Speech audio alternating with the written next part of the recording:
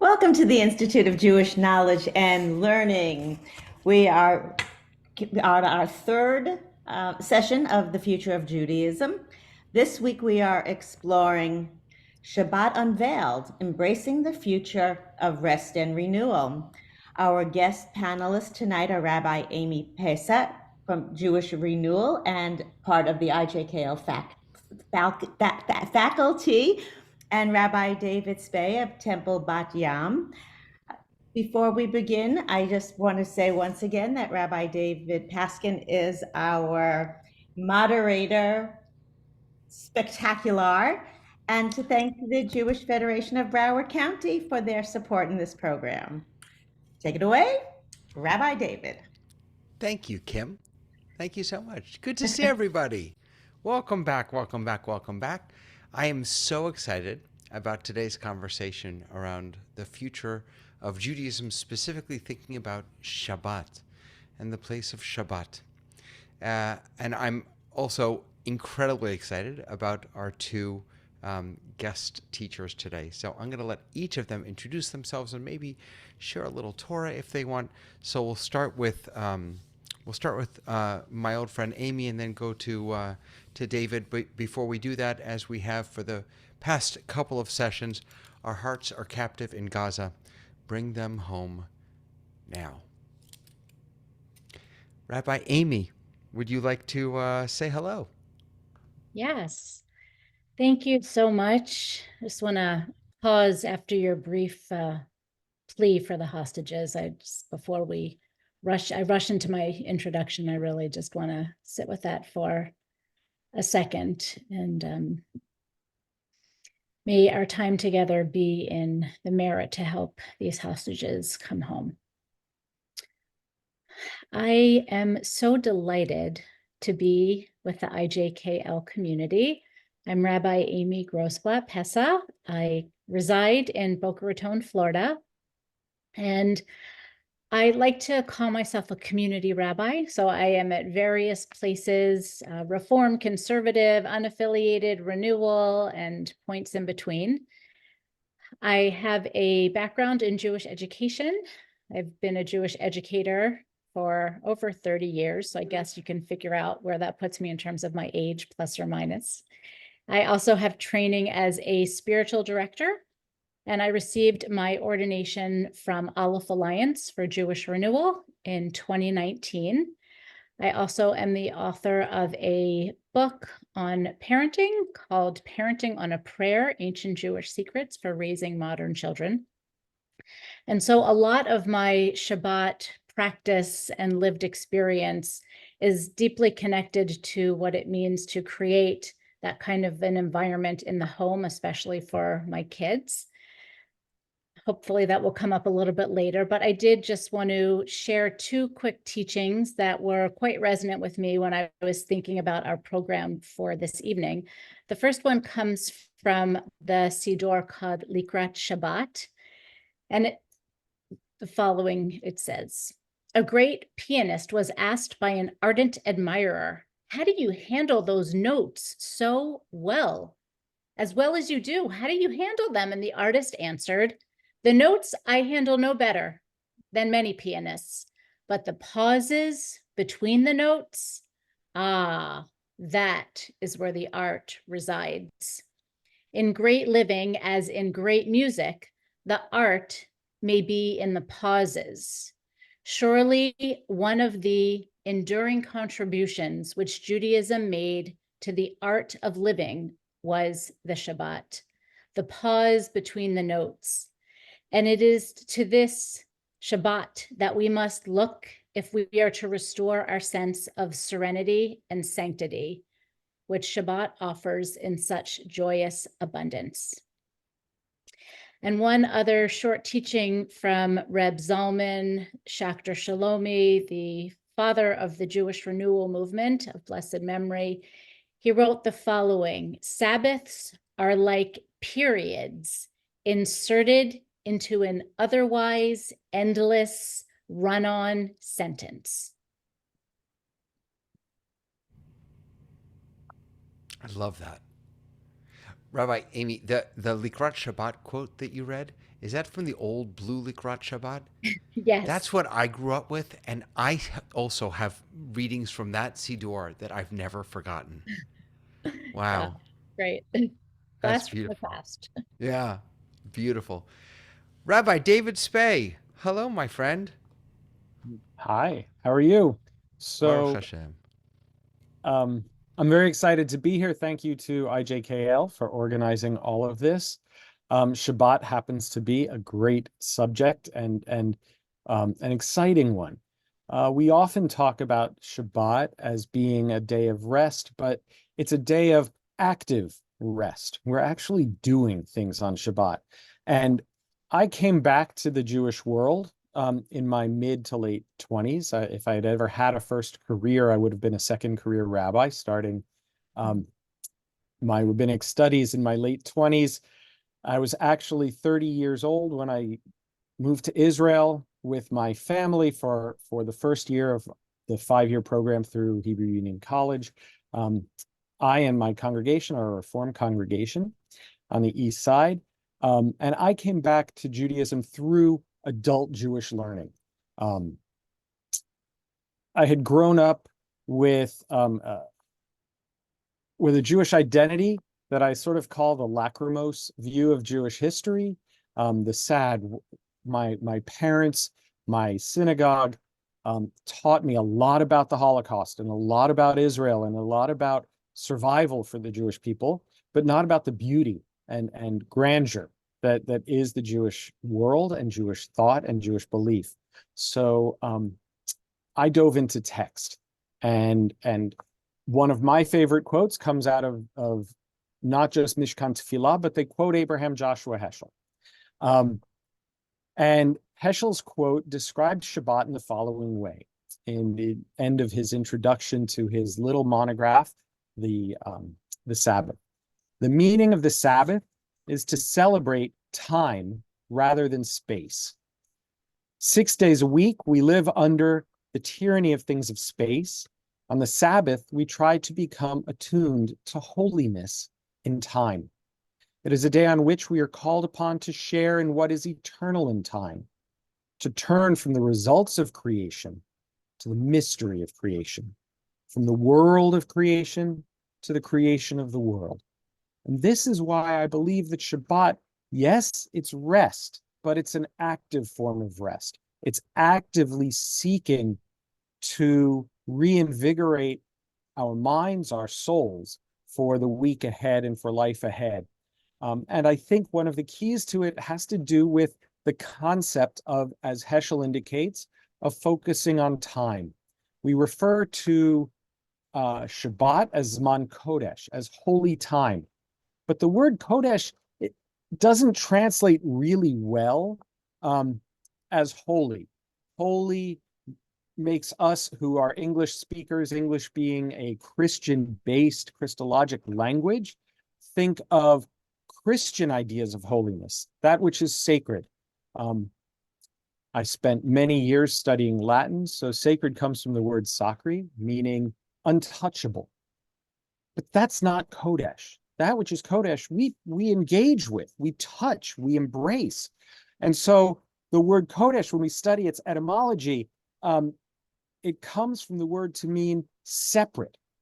We separate things out. That which we treat as Kodesh is that which we treat differently from that which is whole, from that which is regular. And we make Shabbat holy by how we treat Shabbat, which gives us great insight into the future. And like Rabbi Amy, my observance of Shabbat, the way I approach Shabbat has a lot to do with my kids and raising two wonderful kids who are now two wonderful adults into the people that they are, but having to accommodate my family's needs, my career responsibilities. When my kids were little, I was still a student, traveling to and from different congregations on Shabbat, which meant often we celebrated Shabbat in the car, necessitating that we had a new and different approach to Shabbat. So I'm glad to have this opportunity to talk more about it. Thank you so much. So I want to start there. Before I start peppering you with questions, I want to make sure that everyone knows that I'm not the only one with questions here. So if you have them, please, down at the bottom of your Zoom window. If you don't see it there, it'll be under the More option. There is a Q&A function. That's where we're going to be putting questions for today. So if you have a question, please try and put it in the Q&A, not in the chat. I will do my best to keep an eye on the chat, but it will be easier for everyone if you're able to put those questions into the Q&A. If what you want to share is not a Q&A, if it's not a question, feel free to be a fellow teacher with us and throw something in the chat. Okay, let's jump into this. So I want to jump in where you left off, Rabbi Spey, and that is about, you talked about the word observance. So Shabbat is twice in the Torah. But we only talk about observing Shabbat, about being Shomer Shabbos, as I used to say when I was growing up in my little frum community. So can you all talk a little bit about, as we think about how Shabbat is celebrated and marked today and how it will be going forward, the different ways that we can observe or remember, that's the other word in the Torah, Shabbat. What does Shabbat observance look like for us, and what should it look like for us? Why don't we, we'll go back, start with Rabbi Amy, maybe, and then we'll jump back to you, Rabbi David. Sure. Yes, I have been thinking so much about this question, this Shamor v'Zachor. And for me, Shabbat, I don't like the binary of saying I'm either or. I consider myself Shomer Shabbos, and for many years, I feel like I have had to have a disclaimer that it's not halachically, according to Jewish law, Shomer Shabbat. And so I think for me, the biggest part of being a Shomer or Shomeret Shabbat is actually in the Zocheret, in the remembering of Shabbat. And what do I mean by that? My week is laid out vis-a-vis Shabbat. So in the weekday morning prayer book, there is a psalm of the day that is recited. And the line that introduces the psalm, it says, Hayom Yom Rishon B'Shabbat. So today is the first day of Shabbat, meaning until we're of that week. And every day we count one day closer to Shabbat. And I feel like that has become my practice, not necessarily because I'm reciting that psalm of the day, but because I'm already thinking about who am I going to invite? What am I going to cook? How do I have to go to the store?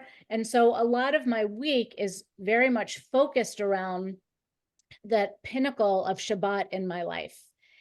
And in addition, in terms of my own observance, what I do is, I know there are the 39 melachot, the 39 categories of work that the temple, the tabernacle was created with. And so we're not allowed or restricted from doing those kinds of working tasks.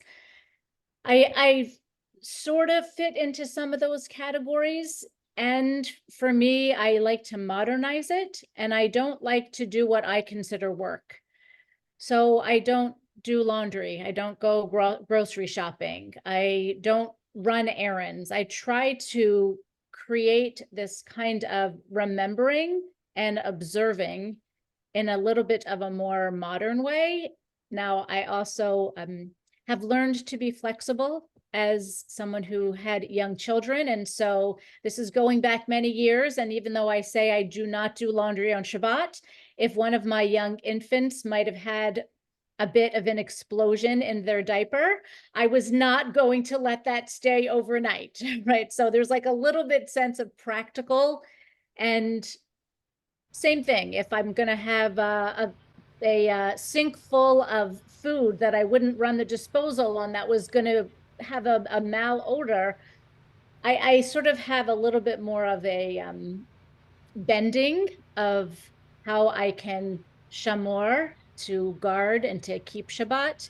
And then my zocher, my remembering, is in how I live my life in terms of the eye on the prize of getting to that day of Shabbat.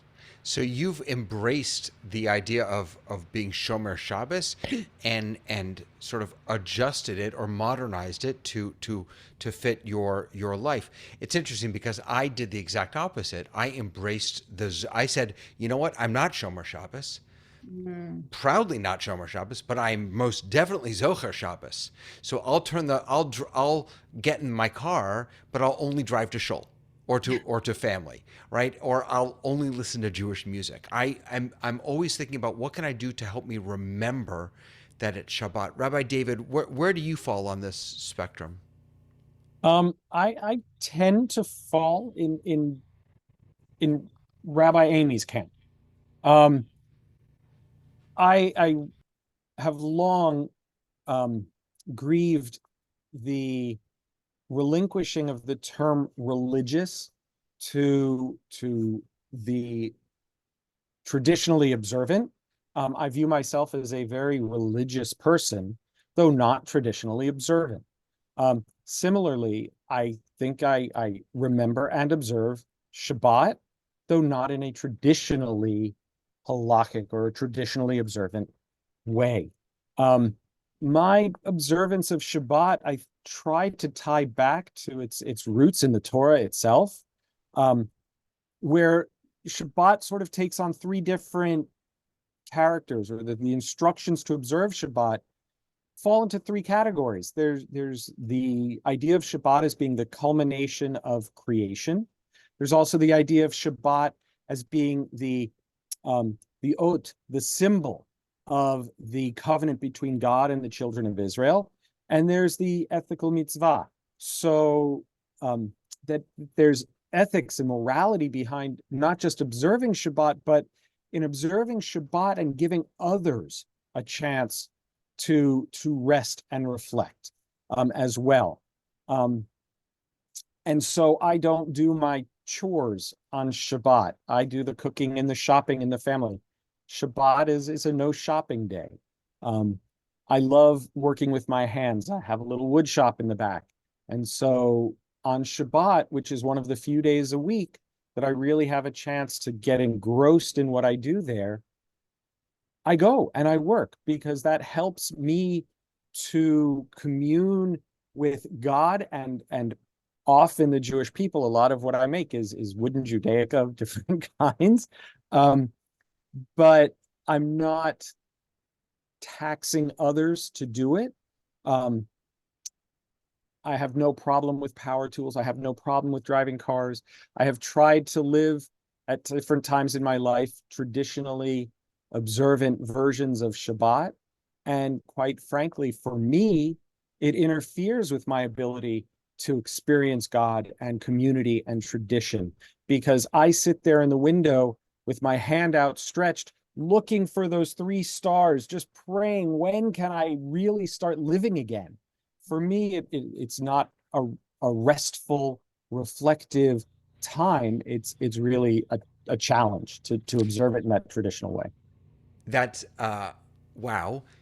You know what you just brought back for me, the story, and who knows if if this is actually true or not, but at least the way I heard the story is that Mordechai Kaplan was on the boat coming over to America, and it was Shabbos afternoon, and it was July 4th, and he knew that he had heard that as they approached New York, they were going to be able to see the fireworks.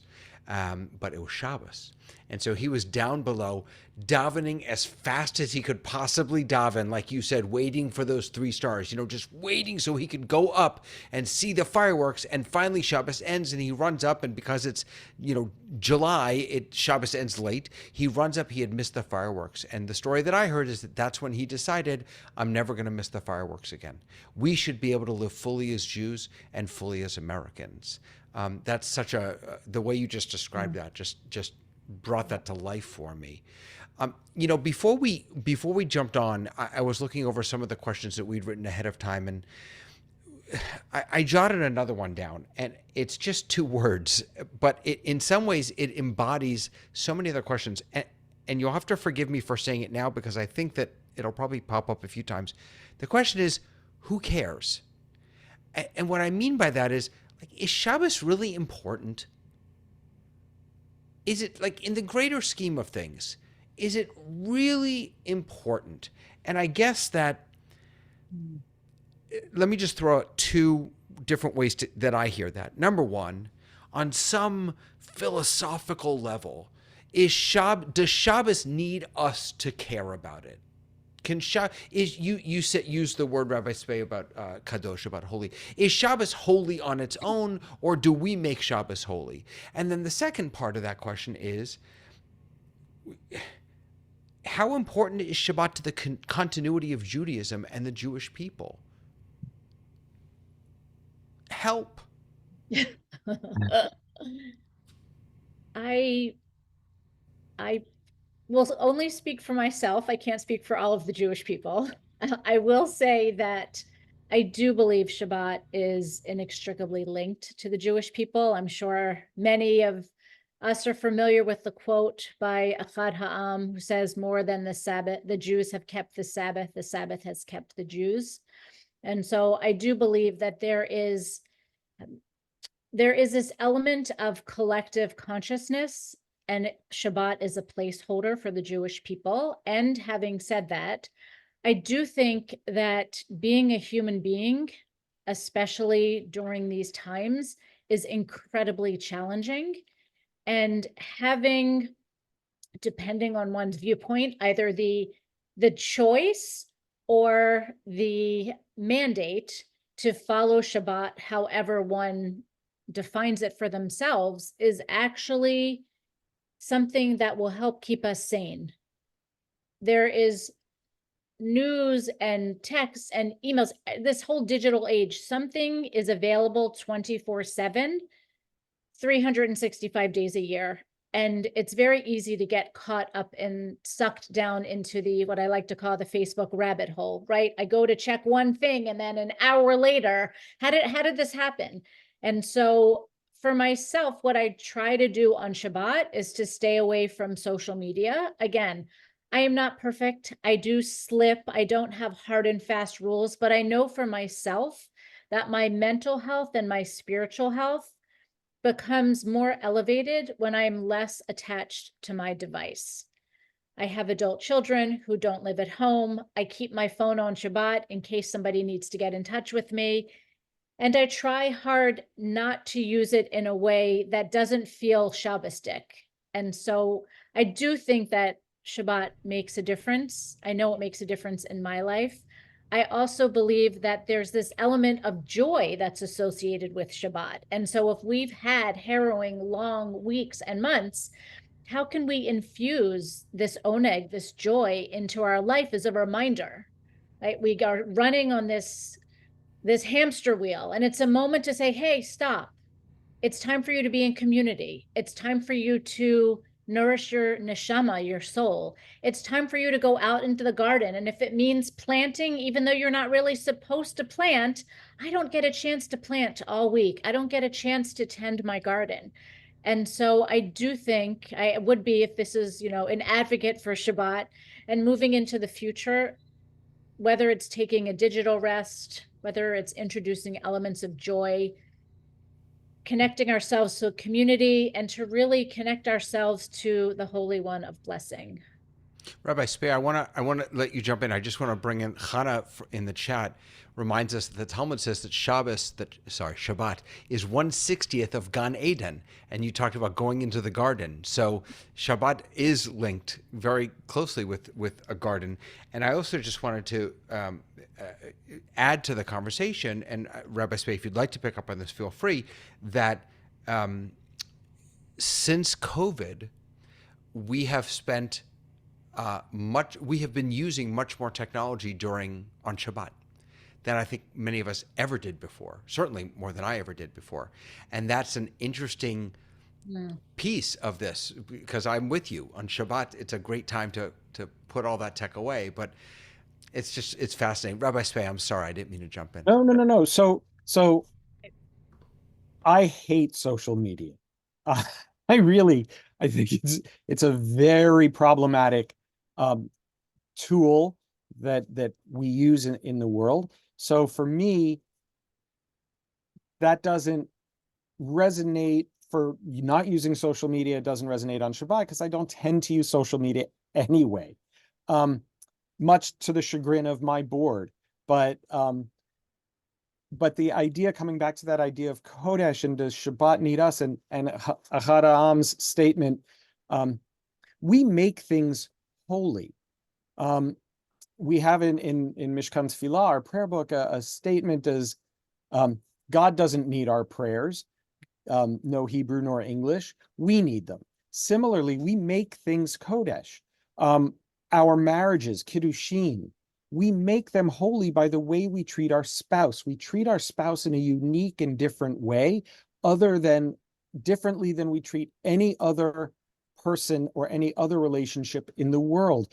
The more we invest of ourselves in that relationship, the more unique we make that relationship, the deeper it is. Similarly with Shabbat, the more we put into Shabbat, to single Shabbat out as a day of appreciation, a day of joy, Yismechu v'malchutcha shomrei Shabbat, that you have to find the joy in Shabbat, and you don't have that obligation the rest of the week. Yes, you have to find joy in life every day, but particularly in how we observe Shabbat. And so yes, I think we make Shabbat Kodesh.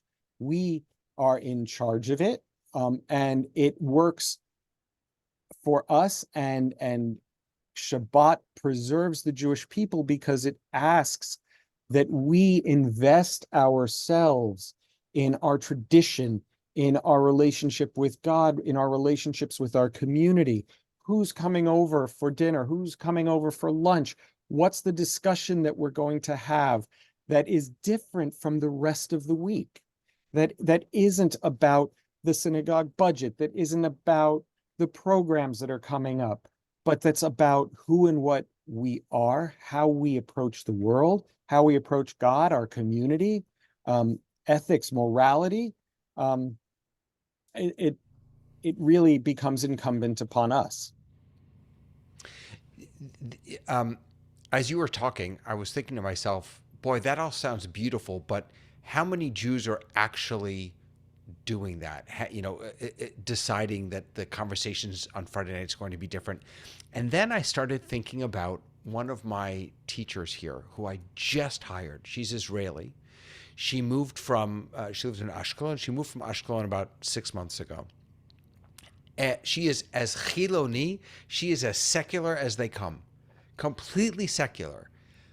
But she wants to be out of here by noon on Friday to get ready for Shabbat. And I just love that so much. I love that for her, you had talked about how you wanted to kind of reclaim that word religious. I love that Shabbat doesn't only exist in the religious realm, that it exists for at least her, and I imagine other secular Israelis, and maybe even some of us secular Jews, American Jews. It can still be a precious and vital part of our week and our practice. Yeah, I remember living in Israel, and there was always Friday night dinner at, Dode Yossi and Doda Malka's, Uncle Yossi and Aunt Malka's, with all of their kids and all the grandkids. And then after dinner, everybody went out to party, right? Or they went to the beach, right? And Shabbat was also a beach day. So there is definitely a cultural piece of how secular Jews celebrate Shabbat. And they knew they needed to show up. So Friday night dinner was Kodesh, actually, right? It was a holy, sacred time, and you don't miss that Friday night dinner. A few years ago, I was in Israel for a major Shabbaton in the progressive movement in Israel, for their annual conference, and it was a party. It was a celebration of Shabbat that was incredible. So I had a chance to talk to some of the young people who are now active and involved in the progressive Jewish world. And I say the progressive Jewish world because they don't like the word reform. They don't like Masorti. And I said, why are you here celebrating with the Reformim? Why do you identify Reform? We don't identify Reform. I'm secular, but I want a connection. I want a connection with our tradition. We can also expand that to with God. These are seekers. They are looking for that. It's not enough to be Hiloni Israeli anymore. They're looking for something deeper, and Shabbat can give us that when we engage with Shabbat, right? Engagement was that big word for so many years, and it's we have to engage with Shabbat. So your question, how do we get all those who don't don't observe anything for Shabbat, who don't get that sense of Shabbat that maybe helped us to become rabbis? But how do we do it? We make it available to them. We lower the bar. We explain, as was our Shabbat tradition for so many years, because I had to go to a congregation on Friday night. So my wife and my 3-year-old and my 1-year-old were either in the car with me or I left them at home. So we had to have Shabbat on the quick because they were going to be asleep by the time I got home. And so Shabbat was Shabbat for my wife. It was pizza or Chinese. It was a conversation with our kids about who and what they were. Who and what do you want to be on this Shabbat? And that was our version of Shabbat blessings. We got to have a 5-minute in-depth conversation with our little ones. It bonded us to Shabbat. It helped us to bring them to a sense of what it means in our lives to be Jewish and have Jewish identity, help them to understand that this day was different. We didn't ask them that every day. This was reserved for Shabbat. So Shabbat becomes Kodesh that way. They're a little older, a little different now. It evolved into Shabbat dinners, and it evolved into Saturday night or Saturday afternoon movies, because that's when our family could get together. It's interesting that for you, lowering the bar or making it more accessible was an important part of your journey. For me, I think it's quite the opposite, because what happens with me, and this is more of a reflection on my weakness as a human being, is that when the bar is lowered for me, it turns into a slippery slope, and I tend to, and other things tend to, that should matter tend to not matter as much. And so for me, my most profound memories of Shabbat is when I was mamash dati, when I was really from, tearing the toilet paper. I mean, I've never had a Shabbat as beautiful as those Shabbatot.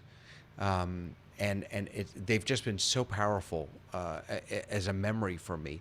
And to be honest with you, it's not something that I aspire to go back to. I'm in a different stage of my life now, but I'm so glad that I had that experience. Tammy's asking a question, which is really interesting. She says, how do you have people reflect one day a week? How do we give people this gift? That's me editorializing. I apologize, Tammy. To be calm, to slow down, she continues. If they're not connected, how do we help people make that connection? Rabbi Amy, you do this work every day. Yeah, so I would want more information before I answer the question, but based on what was asked. No information for you. Okay. So I'm going to do my best. I think it's important, and I always encourage people to start small, slowly, right? To not show up and say, you know what, for 25 hours, I'm going to keep Shabbat, and I'm not going to do this, and I'm going to do this, and I'm not. It's like, you know what? Okay. One of the things that we did around our Shabbat dinner table was we had a review of the week, and we shared what we were grateful for. So maybe it's just that. Maybe it's sitting down Friday night and just reflecting, either to yourself if you're alone or with a friend, a relative, whoever's at your Shabbat table with you. What are you grateful for this week? And sit with that and try that out for 2 weeks, 3 weeks, a month, and then layer in something else. You know what? I want to start adding Shabbat candles. I'm going to connect. I'm going to learn the blessing. I'm going to learn from IJKL or Rabbi David or YouTube. And again, it's this layering in of different elements one at a time. I think that in order to connect, oftentimes it takes practice. You know, as we said, na'aseh v'nishma, right? In the Torah, when we accepted the commandments, it was like, we don't totally get this yet, but we're going to say that we're going to do it, and eventually we'll come to understand. So are there places where we can move a little bit closer toward Shabbat, connect slowly and steadily, so that eventually we come to understand the fullness and the beauty, and we grow in our connection to community and to God? Right. For those who grew up in a traditionally observant world, their experience of Shabbat tends to be different. Their experience base is different. Their socio-historical context, their milieu is different. For those of us who grew up in a very secular world, and I say secular because we don't have Chiloni in America. You can't be Chiloni. You can't be ideologically secular in America because it's not a Jewish country. So we have to layer it on, as Rabbi Amy said, one piece at a time, one level of observance. Try it out. Does it work? Does it resonate with me? Does it enhance my life? Does it give me that feeling of kiddushin, of holiness, of kodesh? If it does, great. Embrace it. Add another. Lighting candles, baking a challah, maybe even radical notion. Go to a community and celebrate with a community. Or does it not? In which case, strike it, move on. I know that in my life, when I led traditionally observant Shabbatot and observed them, it didn't work for me. It got in my way. And so I had to regroup and try something new and different. It was one of the joys of coming to Judaism as an adult, coming back to the fold. David, can I just add one piece to what you said? So growing up in my house, much to my children's dismay, when they tried new vegetables, they had to try them 15 times. And if they didn't like it after 15 times, they were not forced to eat it. So now I'm not saying we should do whatever you suggested to try on something new 15 times. I would just suggest that maybe try it on more than once to see if it resonates. 15 times? I know. I was a terrible mother. It's amazing my kids turned out pretty And well. she wrote a book about it. We Sorry, Spey. we joke in my family. My wife is a psychologist. I'm a rabbi. Our kids were doomed to be crazy from day one, and so our answer was always to them, "Oh, it's not fair. Oh, bring it up with your therapist when you're paying the bill. Put it on." Yes, we Write a said the book. same thing. Write a Yeah. book. Well, I did Yeah. read an article that said 15 was the magic number. And that's what my kids, when they get older, they said, you know, Ima, mom, like, just stop reading. Just stop reading. You're getting too much information to us. So let's build on that discussion about the place of traditional Shabbat. We're sort of going back to the beginning, actually, about shomer, observant. So I think that, like you, Rabbi Spey, a lot of Jewish folks, liberal Jewish folks, don't find meaning in the traditional Jewish practices around Shabbat. So are there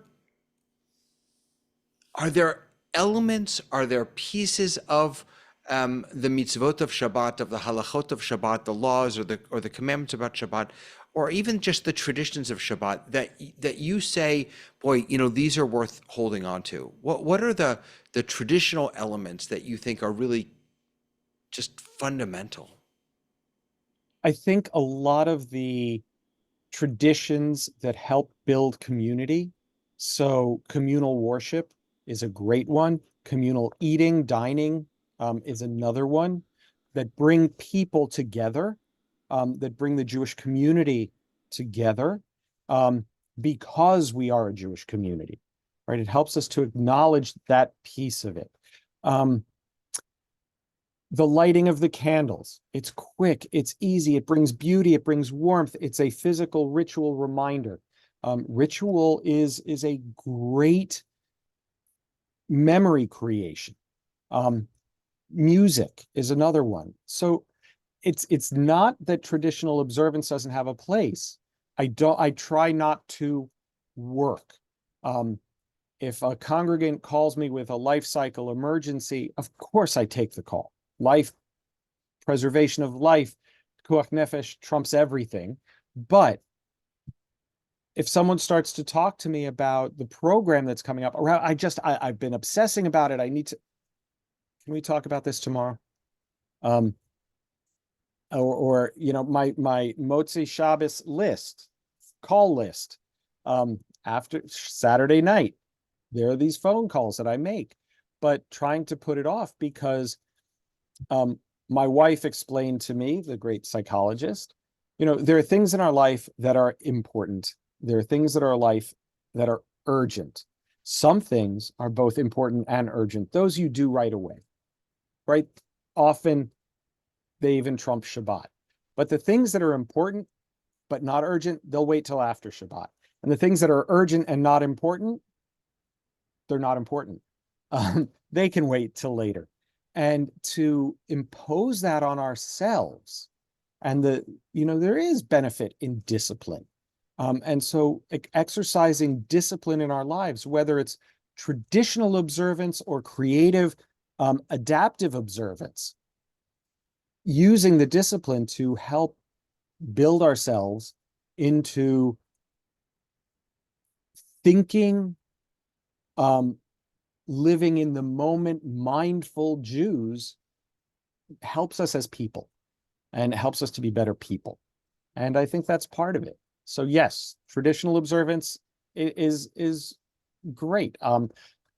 In terms of ritual, my ritual tends towards tradition. In the Reform movement, I probably use more Hebrew in our services, for example, than the other Reform congregations might.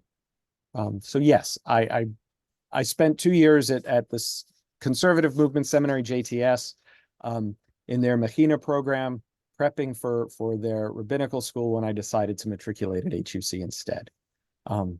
I embrace traditional ritual when it works for me. Rabbi Amy, what do you think? One of the things that came to mind when I was listening to you speak, David, when you've been talking a lot about Kodesh and holiness and sacred, and another definition for that Hebrew root is separation, right? And distinction, as I think you also mentioned. And so how is it that we have this framework of working and living and having these opportunities to connect to ritual and tradition, and yet it's through the creation of our own boundaries, right? What is going to work for us? How do we make Shabbat Kodesh? How do we make Shabbat holy? And how do we use those rituals, whether it's lighting candles, whether it is reciting the Kiddush, having all of those experiences in a community to help us connect to that tradition, but also within this distinction. So Shabbat feels different than the rest of the week. And another part that I think is really crucial is activating the senses.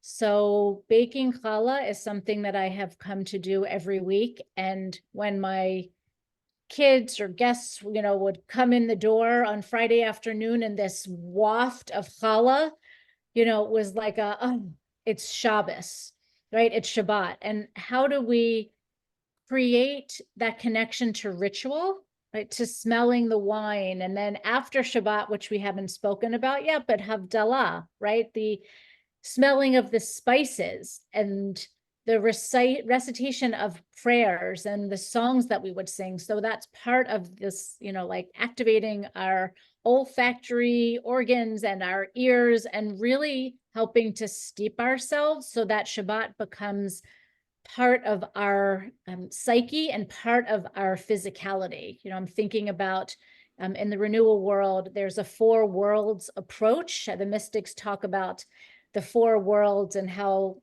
the world came into being through the spiritual, the mental, the emotional, and then this world of Asiya, the physical. And so the question that I like to think about using ritual on Shabbat is, how do we activate the physical, the emotional, the mental, and the spiritual so that we have a truly fully embodied practice of Shabbat? Reb Joe in the chat just shared the most beautiful story. He says that having shul or lighting Shabbos candles, having Kiddush prayer over the wine and challah, and meal with our kids and their classmates, Jewish or not, gave them a grounding, and that they continue this through Zoom. Candles and hamotzi with all the children and grandchildren, and it works. They bring it up when the time for Shabbos approaches. That's so beautiful, Joe. That's beautiful. Yeah. Yeah, my kids are out of the house and they call Friday night to get their blessing, which Yeah. makes this mama Wow. very happy. Yeah, and Rabbi David, you talked about the power of that it creates memories, and so here it is, right? That's Right. what it During COVID, we started celebrating weekly Havdalah from our kitchen table. So because we used Zoom, because we used this technology that we hadn't thought to use prior to COVID, we developed this ritual in our congregation. And when my kids were still in school and when they were out of the house during COVID, they would tune in.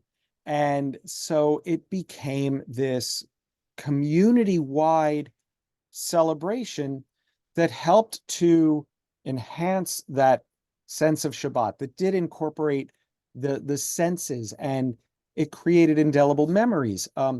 My kids now stay in touch with one of the regulars at that at that Havdalah Zoom session, and there's a relationship there, even though there wouldn't have been otherwise, with one of the older members of our congregation who suffered polio. So she's basically housebound. And my kids reach out to her, they Zoom with her, and they fill me in on what's going on in her life because they had such a great experience. And that's where Shabbat is functioning at its best for our communities, because it's building these relationships that not only create memories, but appreciation for the community, for our Jewish tradition, because it's through the Jewish tradition that this relationship was formed. Their relationship with God, because they reach out and there's this person who's 60, 70 years their senior, and they have this friendship that defies the generations, that's part of our people. And it's part of what we're about. That's so powerful.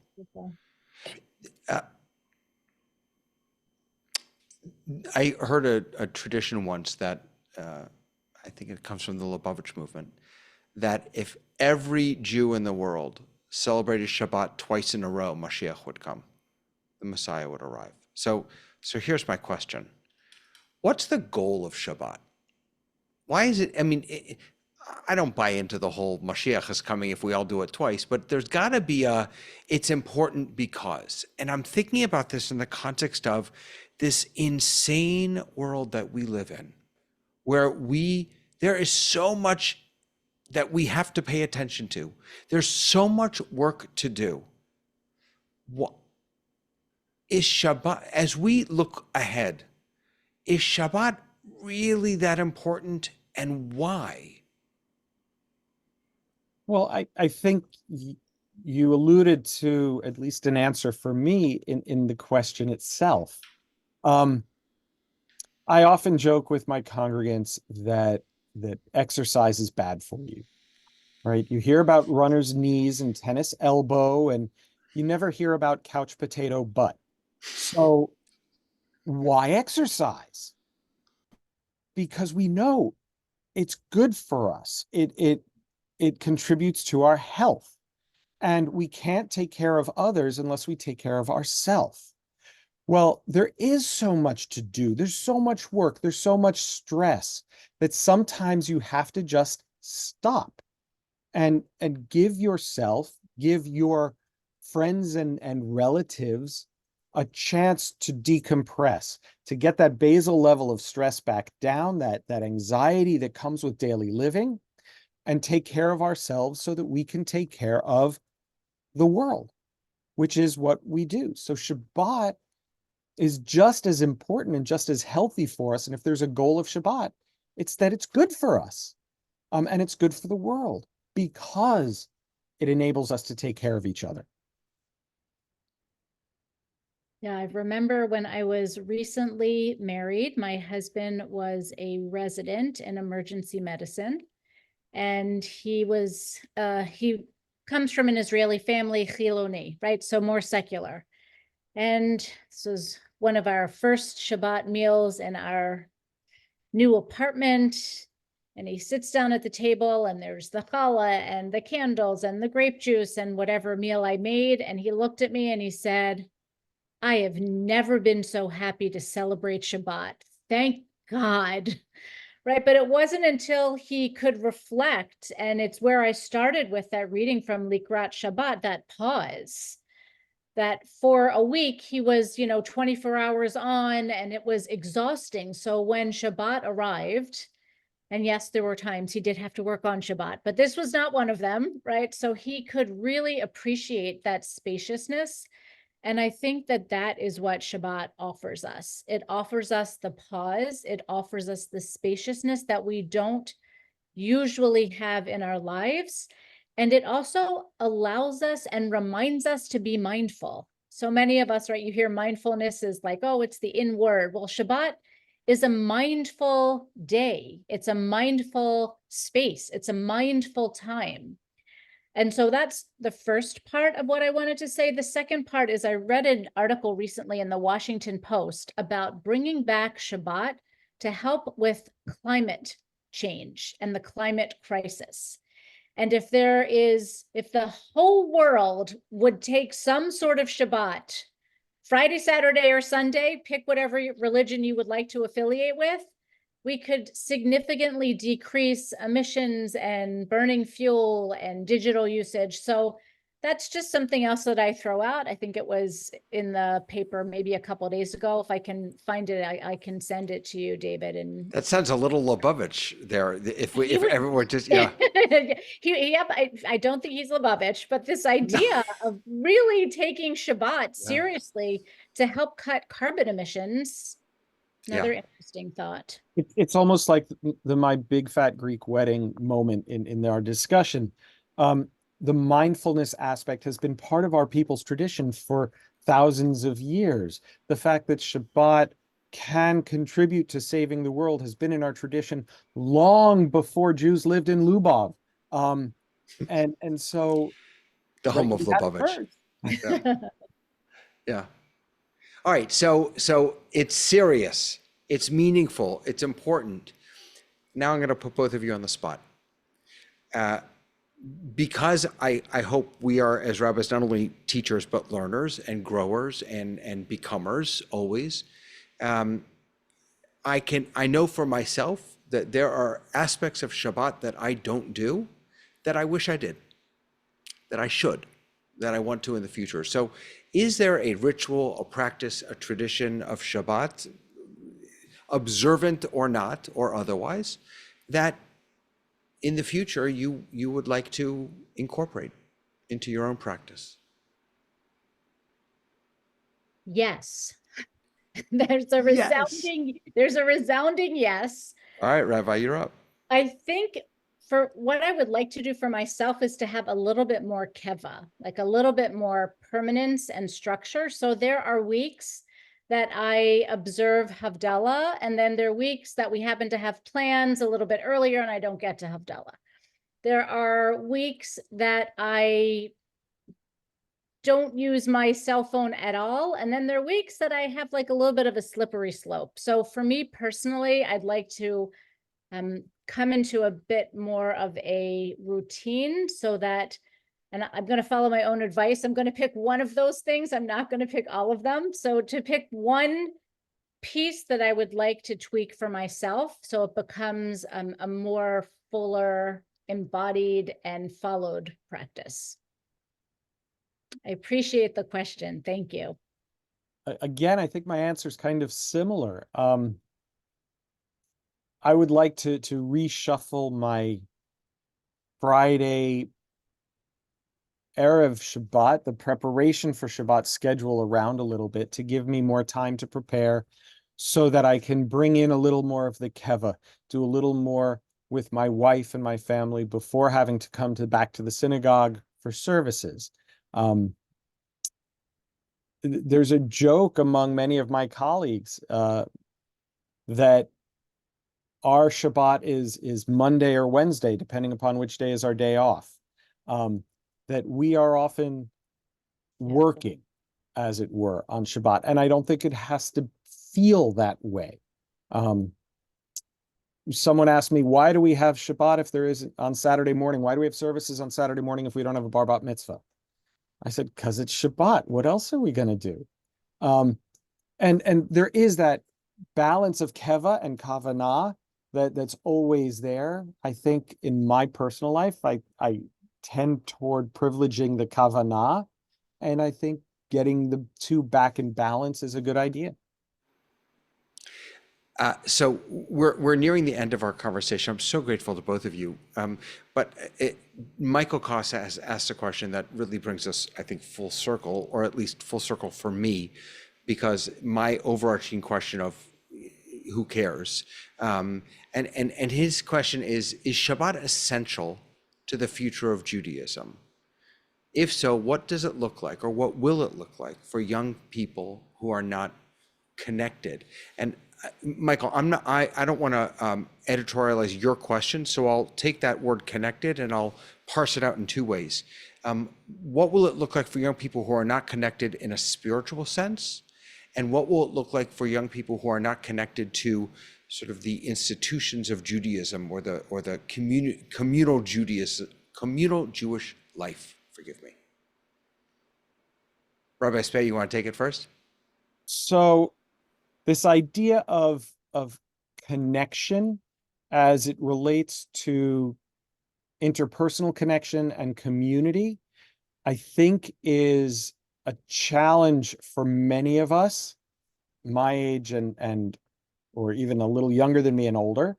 I think our definitions of community are fundamentally different from the millennials and Gen Z. I think they define community differently, and we don't understand what their definition is. I do know that, for example, in Fort Lauderdale, there's a group of people who get together for Shabbat. It's a Shabbat Havurah, young people who have no interest in joining a congregation, who don't want to be identified or have an identity hung on them by some institution or by that happens when you affiliate with an institution. And so their definition is different.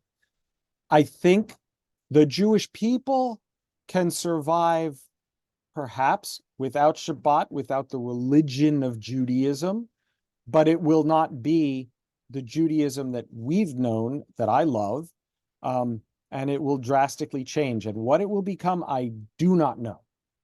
That's a huge challenge that I wish I had a crystal ball, because if I had that crystal ball, I would make my congregation fit that future model and we'd be set to go. So if you have the magic bullet, I'd love to have it too. Yeah, that crystal ball, wouldn't it be nice to just be able to know?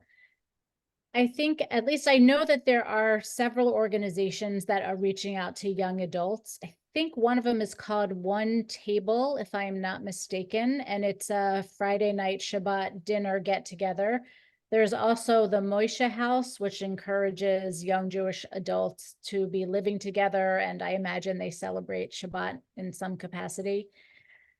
I think that as long as there is an understanding that it is Shabbat. It's okay that it looks different than what we know right now. And this gets back to your question, David, about Zachor, remembering, versus Shamor, guarding or keeping. And so I can envision, young adults or young families going for nature hikes or getting together for a meetup group, but with the understanding that we're meeting on Shabbat. We are recognizing, commemorating, this is what is connecting us and bringing us together. And what we do might look differently. However, the underlying soil on which all of what is going to grows from will be the soil of Shabbat and Shabbat consciousness. Wow. Thank you so much, both of you. I've my Shabbos this week, mamish, is going to be different because of this conversation, and I'm really grateful to both of you. Hey, speaking of Shabbatot, by the way, everyone, a big thank you to Joan Halpern, who wrote in the chat that there is an IJKL group that gathers every Friday night on Zoom to light candles together. Beautiful. If any of you are into the whole praying on Shabbat thing, or if you're not and you'd like to dip your toes in the water, this Saturday, we have a Shabbat. Shabbat is a swooshing together. It's completely made up. It doesn't actually mean anything. But we swoosh together Shabbat and bite and turn into Shabbat. And we do that once a month here, again on Zoom, so for the comfort of your own home. And then next week, I believe we're gathering for Havdalah. So here at IGKL, we have a few Shabbat celebrations. And I know, Rabbi Spey, that you, of course, celebrate every Shabbat with your congregation. And I have no doubt that any of us could come visit and wish you a Shabbat Shalom in person. Yeah, absolutely. And Rabbi Amy, you're teaching all the time. You're leading Shabbat all the time at B'nai Torah and other places. Are you anywhere in the near future? I am, but I don't want to conflict with IJKL, so I'm not going to divulge the date. But we'll be meeting. We'll be meeting the first 2 weeks in February, and the first 2 weeks in March, and the first 2 weeks in April. Well, here's what's beautiful is that no matter what Shabbos you would meet on, you're going to be conflicting with someone else, because Shabbos is celebrated everywhere by millions and millions of people. Thank God, and just really, really grateful to all three of you for being here, and especially grateful also for our fearless leader, Kim, who allows us all to come together. Kim, it's all yours. And I can't believe how amazing these programs are. I just, every week I say, oh yeah, this was amazing. But it's the highlight. And every week the speakers really just open up the worlds for us, and our moderator really keeps it together for us. I just would like to encourage everyone, if you go to www.ijkl.org, you'll see our schedule of events. And if you have been coming to this program and you would like to try out a class with one of our teachers that you've met here, or if anything strikes your fancy, your first class is on a class pass. So feel free to be in touch with us, and thank you for coming. Thank you for sharing, and let's just keep learning together. Thank you, and have a great evening, everyone. Thank you so much. Thanks, David, for your great moderating, and thank you for the opportunity, Kim and Broward's Federation. Thank you, David. Thank you, Kim. An amazing night. Thank you all. We'll see you next week. Thank you. Thank you. Thank you. Bye bye. You, Kim.